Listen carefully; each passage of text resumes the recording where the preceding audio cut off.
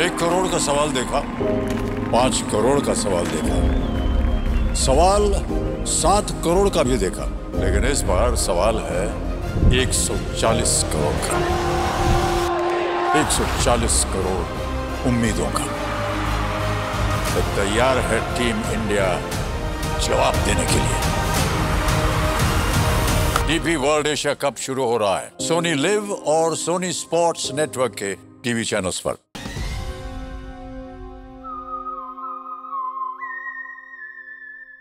हाय, मैं हूं आदित्य श्रीवास्तव और आप मुझे अभिजीत के नाम से जानते हैं। For more episodes of CID, subscribe to Sony Pal and hit the bell icon.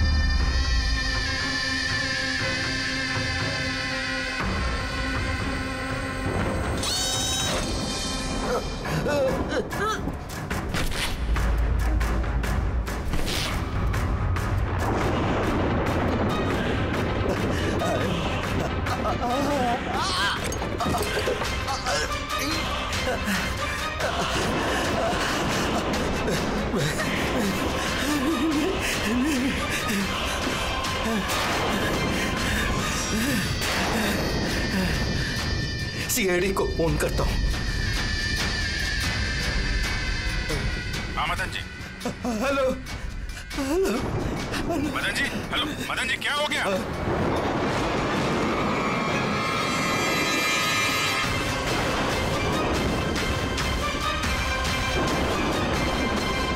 नहीं नहीं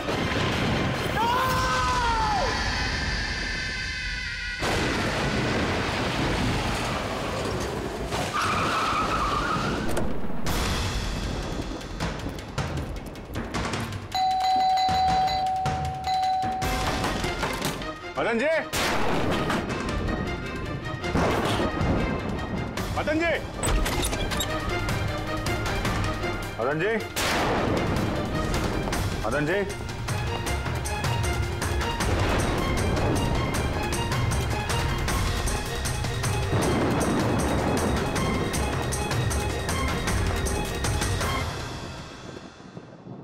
तय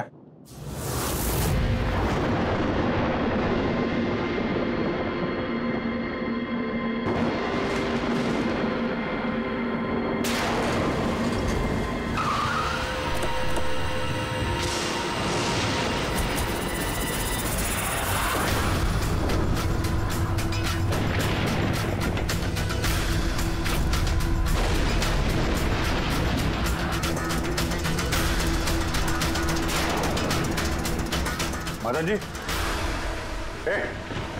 कौन है? कौन है? कौन है?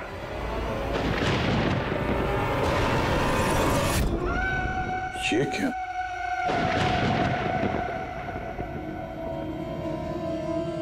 पुतला?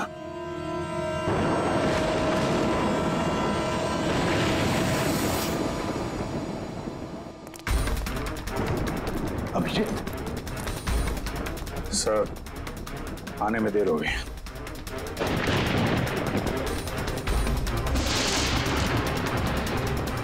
My God.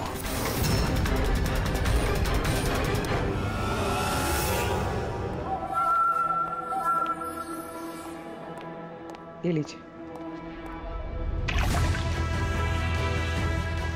आराम से, आराम से।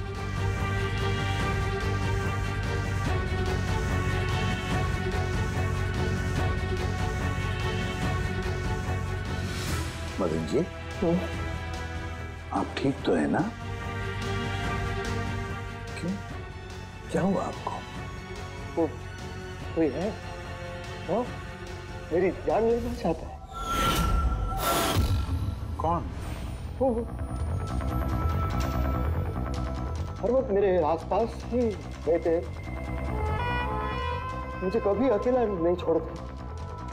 शायद इस वक्त भी मुझे देख रहे, सुन रहे। देखिए मदन जी, घबराइए मत, आपको कुछ नहीं होगा, हम लोग हैं ना।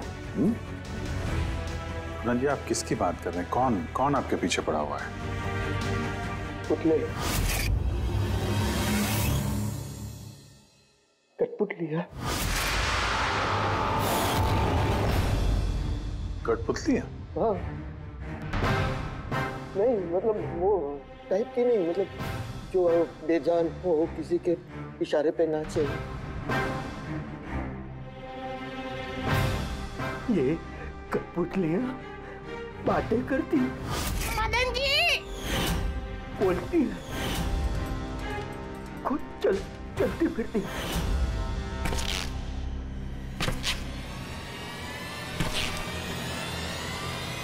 मदन जी, ओ मदन जी।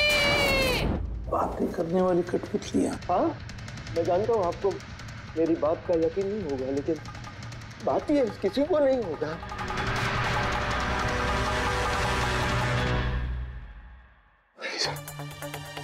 आपने से कठपुतलियों के बारे में सुना है? नहीं। जानते हैं कुछ दिन पहले मेरे साथ क्या हुआ था? उस दिन मेरा बर्थडे था, घर की बेल बजी, मुझे लगा मेरे दोस्त मुझे मिलने आए हैं।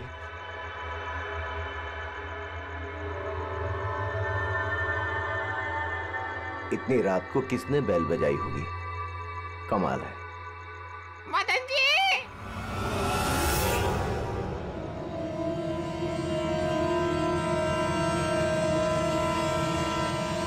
कौन? दिखाई नहीं दे रहा? मैं हूँ।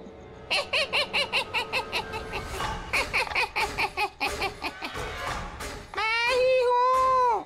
इतना हैरान होने की जरूरत नहीं। पता है यहाँ मैं क्यों आया हूँ? क्यों? तुम्हारी जान लेने। क्या? हाँ, तुझे जान से मारने। रवि, कविता, जल्दी यहाँ आओ। क्या हुआ भाई साहब? ये पुतला, ये इसने मुझे कहा कि ये मेरी जान ले लेगा। क्या? हाँ भाई साहब, ये बेजान पुतला है। हाँ, वही तो ये आपकी जान कैसे लेगा? भाई साहब, आप हमारे साथ मजाक कर रहे हैं क्या? हाँ, नहीं, कैसी बात कर रहे हो तुम रवि? है, मैं ऐसा बेहुदा मजाक क्यों करूंगा तुम लोग, और वो भी आज के दिन? अरे मैंने खुद सुना, इसने मुझे कहा कि वो जान ले लेगा। एक मिनट, मैं देखता हूँ। संभालना रवि। ये शांत।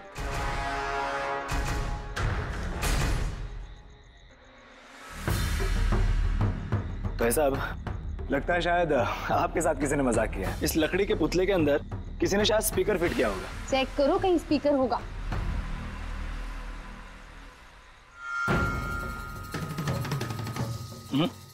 नहीं, इसमें तो कुछ भी नहीं है। अब कहाँ है वो पुतला? कैसे होगा? मैं उसी टाइम उसे तोड़ मोड़ के जला के खत्म कर दी। धमकी दी थी मुझे, उसे मैं कैसे ऐसे ही छोड़ देता? क्या आपने वाकई देखा था? हाँ, मैं मदन जी, हो सकता है आपको कोई सपना अपना आया। वही अकेला देखा मैं, और एक बार नहीं, ऐसा मेरे साथ थोड़े 3 बाज भी है। मुझे लगता है कि मदन जी को मारने का सबसे अच्छा तरीका ये है कि उनके सीने में चाकू घोंप दिया जाए। उससे तो पूरा फर्श खून से गंदा हो जाएगा। सबसे बेस्ट तरीका है मदन जी को जहर दिया जाए। एक काम करते, क्यों ना उनका गला ही दबा दिया जाए। तो आप ही बता दीजिए मदन जी, आप कैसे मरना पसंद करेंगे?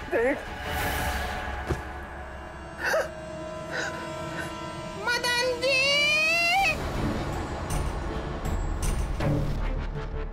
कहाँ चले?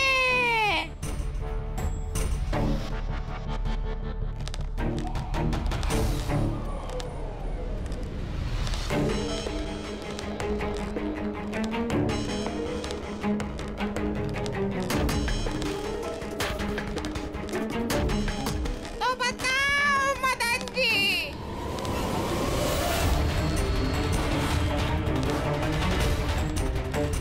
कौन से तरीके से मरना चाहोगे?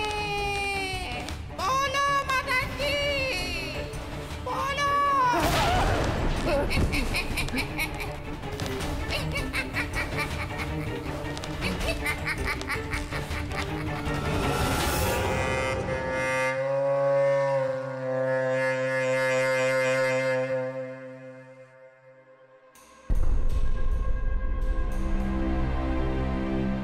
वाकई मदन जी की जान को वाकई खतरा था।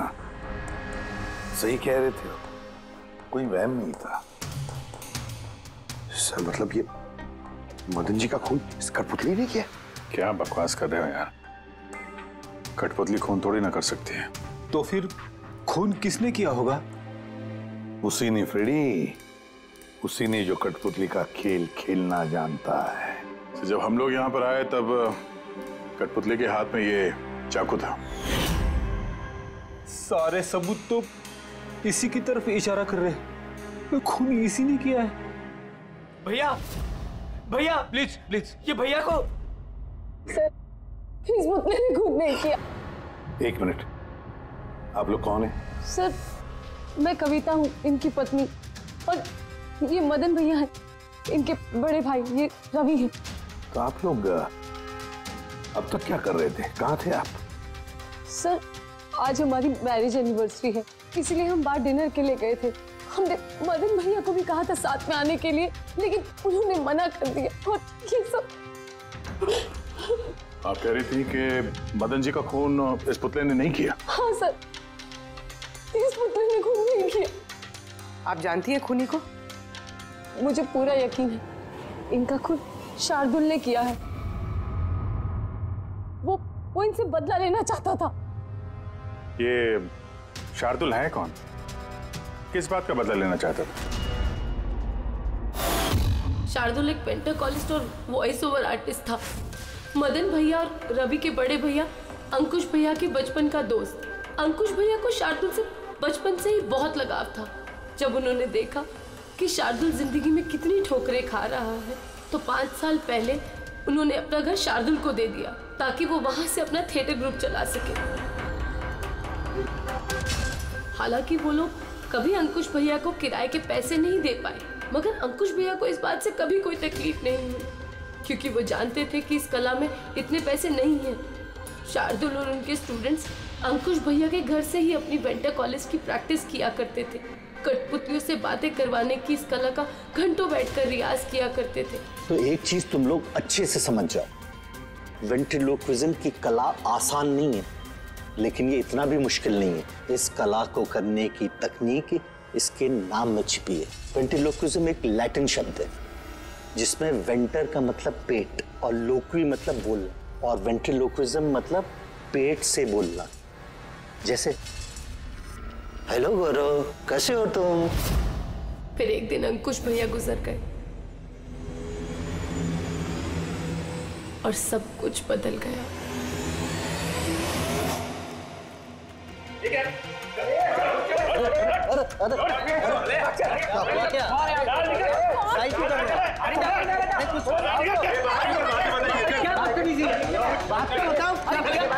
चाहिए क्या? रवि, मदन, इधर क्या हो रहा है? क्या हो रहा है? ये जो इतने वक्त से तुम्हारी मुफ्तखोरी चल रही थी ना, आज से बंद हो रही। हमने यहाँ कोई धर्मशाला नहीं खोल रखी। लेकिन मदन, अंकुश ने तो कहा था। कौन अंकुश? जो मर गया वो जिंदा नहीं है, दुनिया में नहीं है। आज तक उसके तरीके से चलता था, अब मैं हूँ, मेरे तरीके से चलेगा। सुना तुमने? चलो जगह खाली करो। रवि समझा अपने भाई को। वो क्या समझाएगा मुझे? मैं समझता हूँ ना सब कुछ। और अगर यहाँ रहना ही है तो किराया देना पड़ेगा। किराया? हाँ किराया। कितना किराया देना होगा हमें? 4 लाख। 4 लाख? मगर 4 लाख तो हमारे पास नहीं है। नहीं है तो खाली करो, वरना पुलिस को बुला के तुम सबको जेल में भिजवा दूंगा। वहां पर रहने का कोई किराया भी नहीं देना पड़ेगा। मदन, हमें कुछ मोहलत दो। हम इतनी जल्दी कहाँ जाएंगे? मोहलत कुछ नहीं मिलेगी। बहुत सुन लिया मैंने, बहुत देख लिया तुम लोग का तमाशा। निकलो निकलो यहाँ से। अरे 1 मिनट, जब तक आज तक का तुम किराया मुझे नहीं देते, ये जो सामान तुम्हारा पड़ा है ना, और ये क्या है कठपुतलियां, वो सब मेरे कब्जे में रहेगी। अगर तुम ये भी हमसे छीन लोगे तो हम तुम्हारा किराया कैसे चुकाएंगे? वो मैं नहीं जानता। सर ऐसा मत कीजिए सर, हम आपके सारे पैसे चुका देंगे सर, प्लीज। सर आपको ये सब बेजान कठपुतलियां लगती हैं, मगर हमारी जिंदगी बसी है इन सब में। ए भाई ट्रेजेडी किंग, ये सब तुम्हारा मेलोड्रामा है ना, मेरे अंकुश भाई के पास चलता है, मेरे सामने नहीं। और ये क्या ये 4 लाख रुपया कमा के देगी ये कठपुतलियां? अरे 4 लाख क्या, 4400 रुपये भी कमा के नहीं दे सकती है। जानते हो क्यों? क्योंकि ये कला खत्म हो चुकी है, ज़ीरो। ये तुम्हारे गुरु है ना, कौन, शार्दुल, उसकी तरह किसी काम की नहीं है। लूजर है लूजर ये। चले निकल निकल।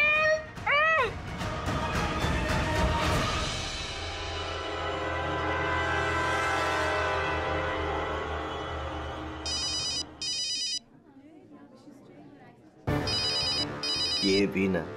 कौन है भैया? और कौन? शार्दुल। बार बार मुझे इस तरह फोन करके धमकियां देता है। मैं देखता हूँ।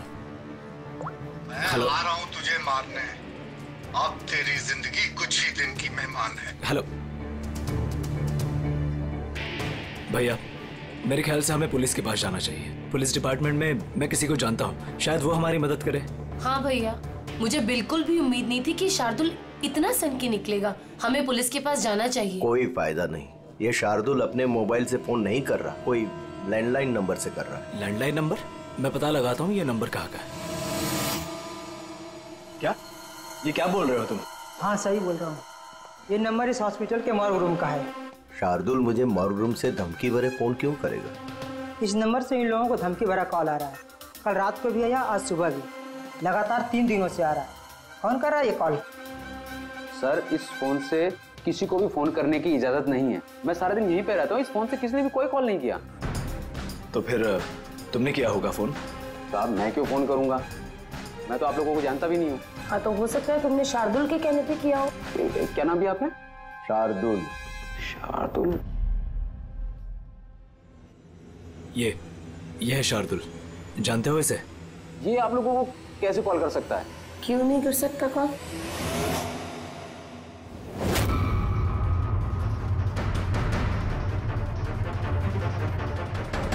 ये कैसे हो गया? शार्दुल 3 दिन पहले इनकी मौत हो चुकी है, तो फिर ये फोन कैसे कर सकते हैं? पर इनकी मौत हुई कैसे? इन्होंने शराब पी रखी थी, एक कार इनको उड़ा के चली गई, मौके पे इनकी मौत हो गई। अगर ये यहाँ मरा पड़ा है तो मुझे धमकी भरे फोन कौन करता था?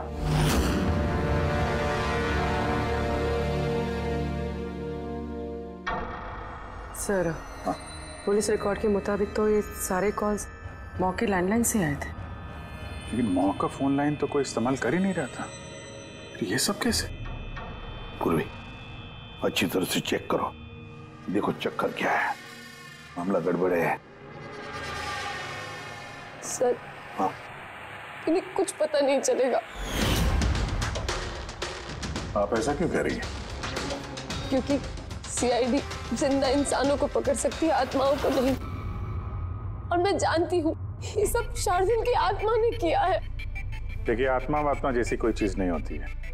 पढ़ी लिखी होने के बाद भी आप ऐसी बातें कर रही हैं। आप भी तो पढ़े लिखे, आप ही बताइए ना, एक लाश मॉर्ग से फोन कैसे कर सकती है? कैसे मदन भैया से वो कठपुतलियां बात कर सकती है? सर, आपको ये सब नॉर्मल लग रहा है? आप लोगों ने भी ऐसा कुछ अनुभव किया जैसे मदन जी ने किया था? जी सर। नहीं, हट जाओ। आज मैं तुम्हें छोड़ूंगा नहीं। बहुत परेशान किया है तुम लोगों ने मुझे। मार डालूंगा मैं, आज तुमको छोड़ूंगा नहीं। भैया हट जाओ। नहीं भैया क्या हुआ? क्या बताना? अरे भैया ये क्या कर रहे हैं भैया?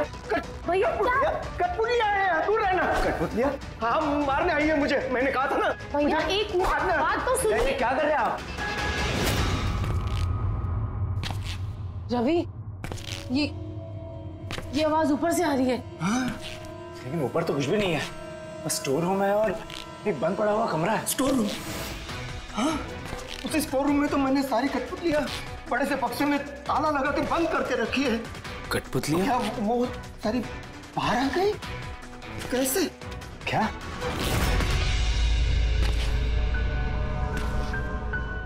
भैया आप डरिए मत, आइए ऊपर चलिए।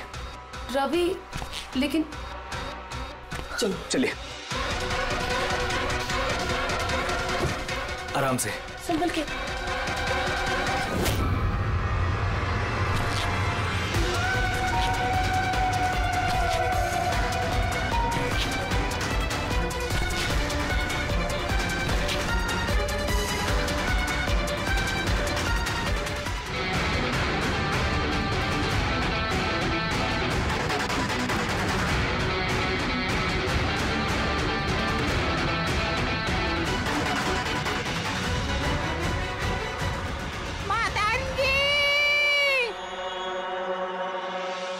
भाई साहब आवाज इस कमरे से आ रही है। आइए।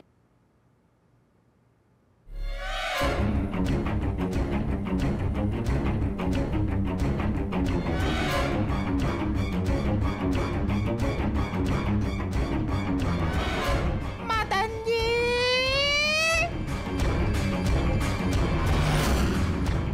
मदन जी, कैसा लगा मुझे मिलके? सोचा मारने से पहले मिल तो लूं। मैंने कहा था बातें करते हैं। सर, मदन भाई साहब ने सभी कठपुतलियों को बक्से में बंद करके रखा था, लेकिन पता नहीं ये कठपुतलियां कहां से बाहर आ रही हैं। हमें वो बक्सा भी देखना है और वो कमरा भी जहां पर लोगों ने वो कठपुतली देखी थी। कहाँ है? सर, दोनों कमरे ऊपर ही है सर। चलिए दिखाइए। आइए सर।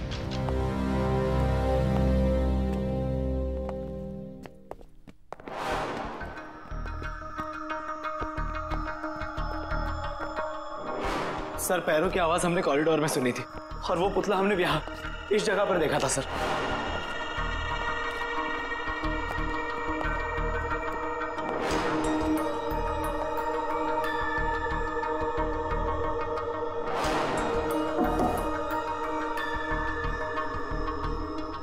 ये कमरा एकदम खाली क्यों है?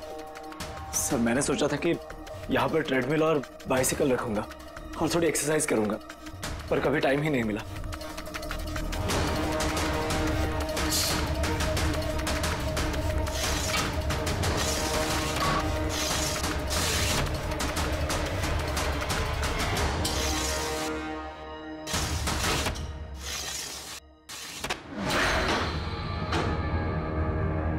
सर, ये तो बंद ही नहीं हो रहा।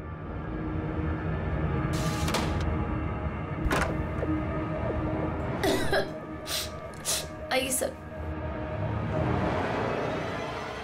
सर, यही वो पेटियां हैं जिनमें कठपुतलियां बंद थी। इसे लाइट ऑन करना। जी।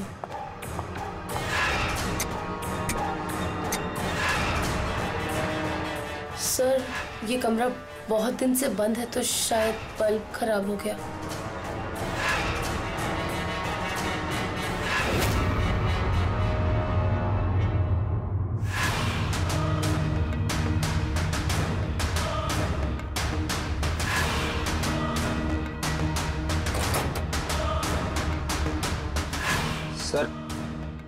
सारे पेटियों पे ताला लगा है।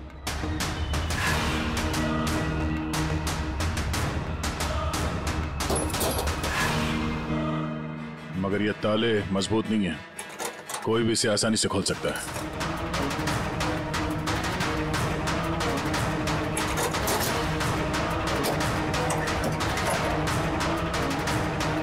इतने सारे पुतले,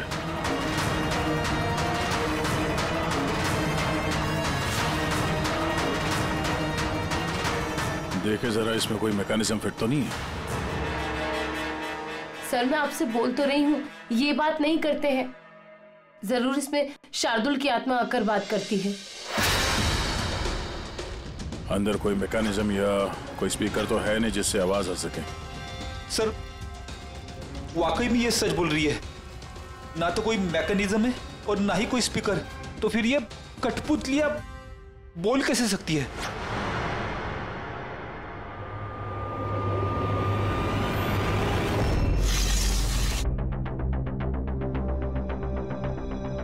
लॉक खराब है? लॉक खराब है सर। यहाँ से तो कोई भी आसानी से अंदर आ सकता है। सीढ़ी वीढ़ी लगाए या बाइक वाइक लगाए तो भी आसानी से ऊपर आ सकते हैं। और जो भी कोई आसानी से इस कमरे में आ सकता है वो बक्से में बंद पड़े कठपुतलियों को उठाकर बाहर ले जाकर कहीं भी रख सकता है, जैसे यहाँ रखा था तुम लोगों को डराने के लिए। सर मतलब कोई आत्मा नहीं है? अरे छोड़ो आत्मा, आत्मा कभी होती ही नहीं है। ये तो वही हो सकता है जिस घर का चप्पा चप्पा जानता है, चप्पा चप्पा जानता है। और तो और कठपुतलियों के बारे में भी अच्छी मालूमात रखता है। और ये हो सकते हैं शार्दुल के स्टूडेंट्स।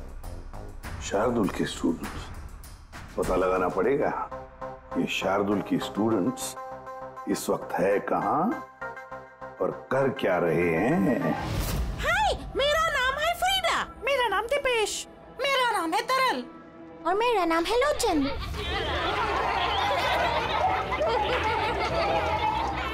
आज मैं आप सबको एक बहुत ही अच्छी कहानी सुनाने वाली हूँ। नहीं, हमेशा तुम ही क्यों सुनाओगी कहानी? अरे, तो इसमें अर्जी क्या है? हाँ, फ्रीडा, तुम्हें हमेशा सबसे अच्छा रोल चाहिए होता है।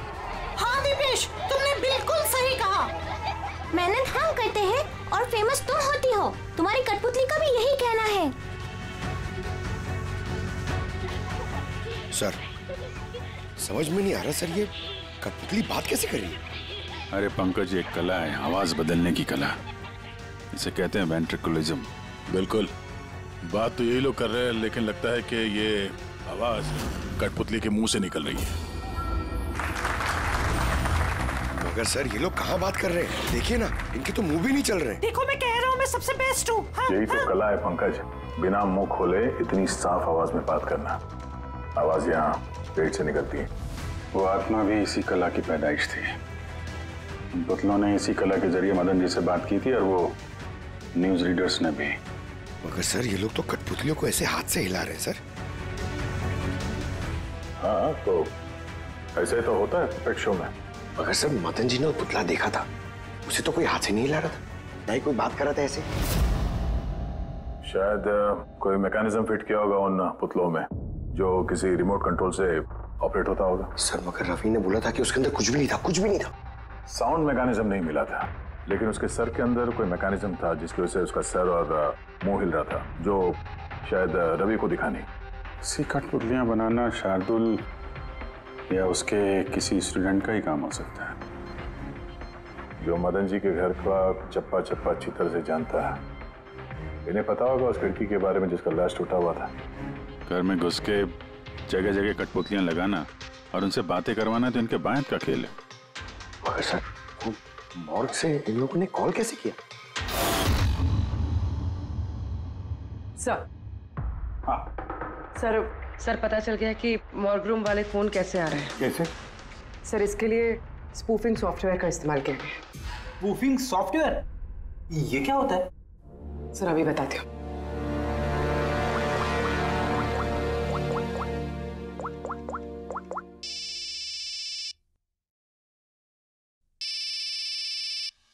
अरे यार, मेरी वाइफ को भी अभी फोन करना था, सर मैं बिजली का बिल भरना फिर से भूल गया हूँ। शायद बिजली कट गई होगी। डांटने के लिए मुझे फोन किया होगा। फोन उठाऊं क्या? ले लो, जाओ जल्दी बात करो। हेलो, हाँ मैं घर आने से पहले बिजली का बिल भर दूंगा। क्या फ्रेडी सर, इस बार बिजली कट ही जाएगी। अरे पूर्वी, तुमने फोन किया? मगर ये तो मेरी वाइफ का फोन नंबर है। पूर्वी, ये कैसे किया? सर ये तो स्पूफिंग सॉफ्टवेयर का कमाल है। फोन कहीं से भी करो, नंबर वही दिखाओ जो आप चाहते हो। पूर्वी, ये सॉफ्टवेयर तुम्हें मिला कहाँ से? सर साइबर यूनिट से लिया है। सर इसकी मदद से सिर्फ नंबर ही नहीं बल्कि इंसान अपनी लोकेशन भी गलत बता सकता है। अरे बाप रे सर, ये तो बड़ा खतरनाक सॉफ्टवेयर है। हाँ, खूनी ने मॉर्ग का नंबर इसलिए चुना ताकि हमें लगे कि ये सारा चक्कर शार्दुल की आत्मा का है। शार्दुल की आत्मा का। अच्छा बच्चों, आप लोगों को मिलके बहुत मजा आया। अगली बार फिर मिलेंगे। बाय। संभाल के बच्चे, संभाल के। Bye bye bye bye.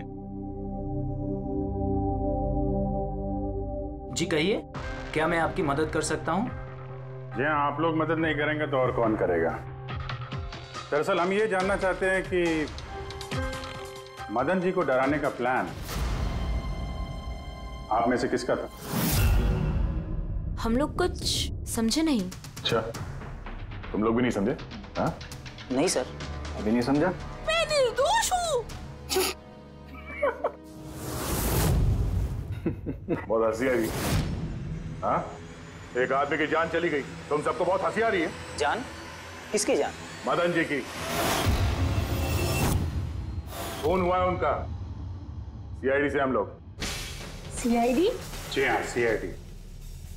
और हमारे शक के दायरे में हो तुम सब।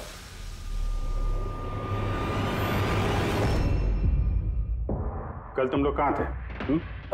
मैं कल अपने दोस्त सलोनी के घर पे था सर। आप उसके घर वालों से पूछ सकते हैं। और तुम कहाँ थे? सर मेरा मतलब लोचन और मैं एक शो के लिए गए थे पुणे। आज सुबह ही लौटे हैं हम। पुणे? कैसे गए थे पुणे? रेडियो कैब से।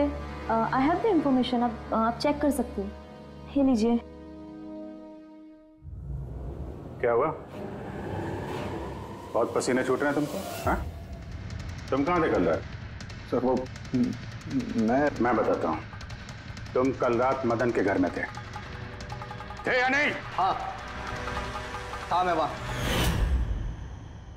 लेकिन मैंने किसी को नहीं मारा। क्या करने गया था फिर वहाँ? हाँ? सर हम तो बस मदन को सबक सिखाना चाहते थे। जो कुछ उसने शार्दुल सर के साथ किया वो बहुत गलत किया। और हाँ, आज अगर शार्दुल सर हमारे बीच नहीं है तो वो सिर्फ एक इंसान के कारण, वो है मदन। उनके कारण ही उन्होंने दारू पीना चालू किया और वक्त से पहले गुजर गए। तो तुम लोगों ने सोचा खून के बदले खून? नहीं सर, हम बस डराना चाहते थे। गौरव का प्लान था ये। हाँ सर, गौरव ने कल रात मुझे फोन करके बुलाया था तकरीबन 11:30-12 बजे के आसपास, लेकिन मैं थोड़ा लेट हो गया और 12:30 बजे पहुंचा।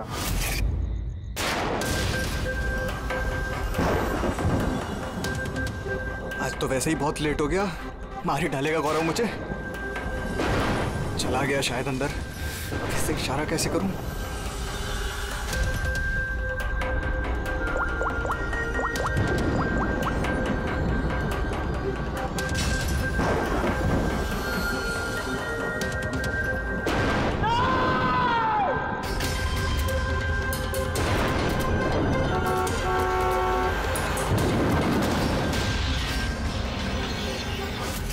गड़बड़ तो हुई ना? मदन जी का खून हुआ रात में। सर मेरा इस खून से कोई लेना देना नहीं। और गौरव का? सर ये तो गौरव ही बता सकता है ना। ठीक है, बुलाओ गौरव को। कहाँ है वो?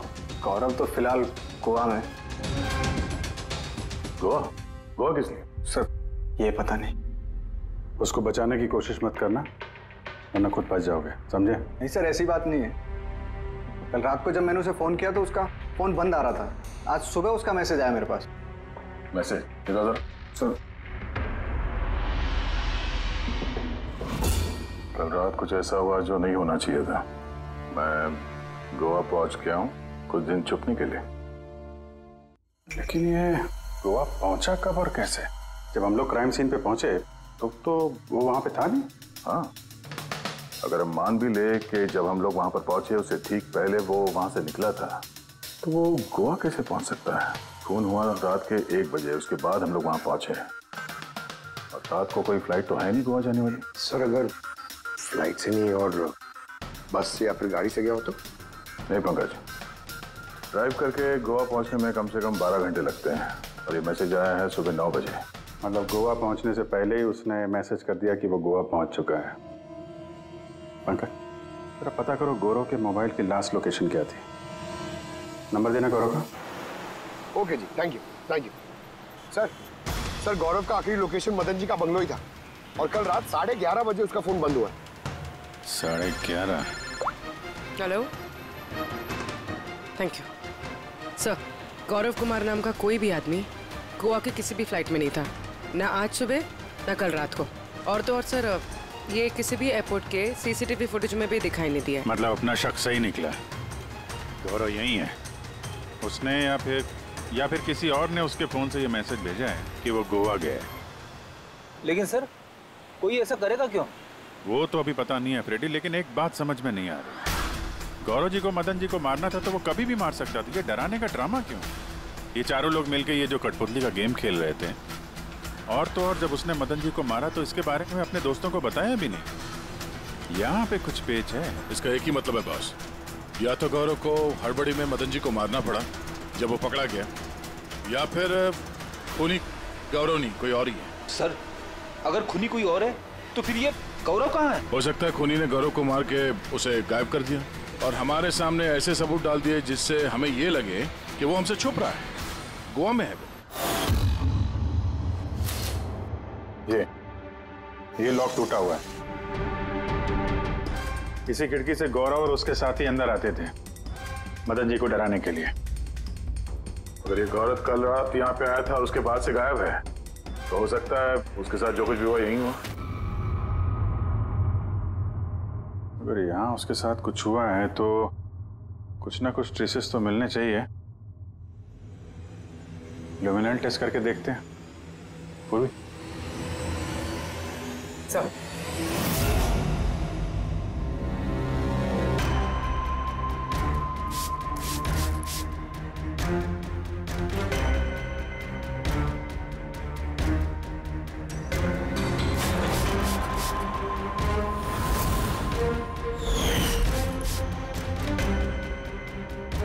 आपका शक सही था, यहाँ पर तो खून है।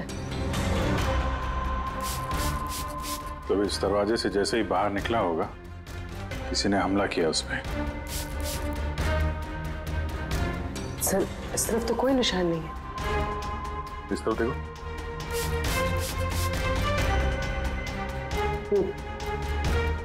आगे देखो।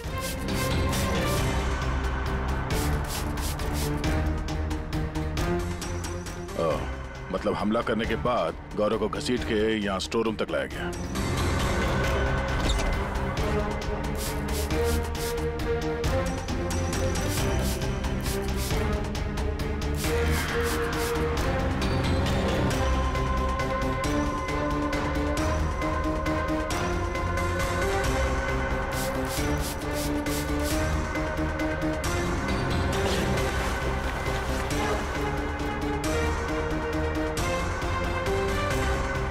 सर, खून की बूंदें तो यहाँ तक है, मतलब गौरव को यहीं पर। और हम लोग यहाँ पर आए और हमें पता भी नहीं चला। और अब यहाँ से गायब। लगता है अब बॉडी को ठिकाने लगा रहे होंगे इस घर के लोग।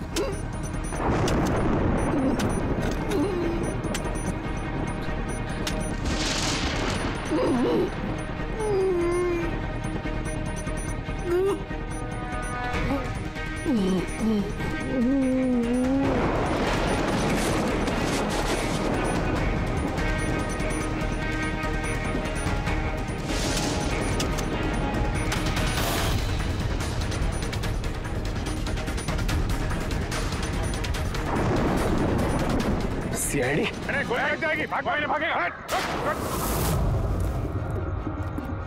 चलो पीछे। सर हाँ जिंदा है। ले जाओ जल्दी हॉस्पिटल। जिंदा दफनाना चाहते थे सर। हाँ लेकिन आपको कैसे पता चला कि हम लोग यहाँ पर हैं? आजकल मोबाइल के जरिए भी मुजरिमों को पकड़ लेते हैं हम लोग।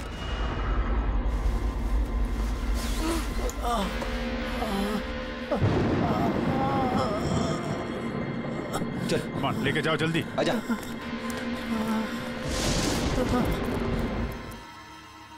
उस खुदगर्ज और लालची इंसान का मर जाना ही ठीक था।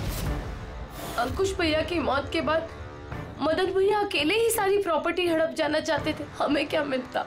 ठेंगा। हमने ये प्लान तब बनाया जब घर में वो कठपुतलियों वाले हादसे होना शुरू हुए।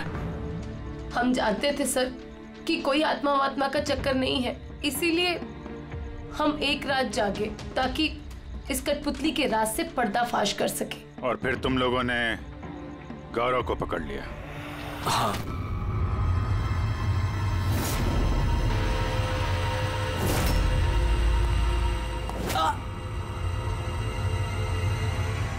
गौरव से सारा सच उगलवाने के बाद हमने सोचा कि उनके इस कठपुतलियों वाले खेल का फायदा उठाकर हम मदन भैया को मार सकते हैं। इसलिए गौरव पर हमला करके उसे बक्से में छुपा दिया और फिर मदन जी का खून करके हमें गुमराह करने की कोशिश की। ये दिखाना चाह के खून पुतले ने किया है। हाँ? हमें मालूम था कि सीआईडी कभी भी आत्मा की कहानी और कठपुतलियों के खेल पर विश्वास नहीं करेगी और आपका सीधा शक जाएगा शार्दुल के स्टूडेंट्स पर, खास करके गौरव पे। और हमें गुमराह करने के लिए तुमने वो गोवा वाला मैसेज भेज दिया। हाँ, हमने सोचा कि आप पूरी जिंदगी भर गौरव को यहाँ वहाँ ढूंढते रहेंगे और हम उसे मारकर यहाँ दफना देंगे। पैसों के चक्कर में तुमने अपने भाई की जान ले ली। क्या करोगे इन पैसों का? अब ये पैसे ना तो तुम्हें जेल की सलाखों के पीछे जाने से बचा सकते हैं और ना शायद फांसी के फंदे से।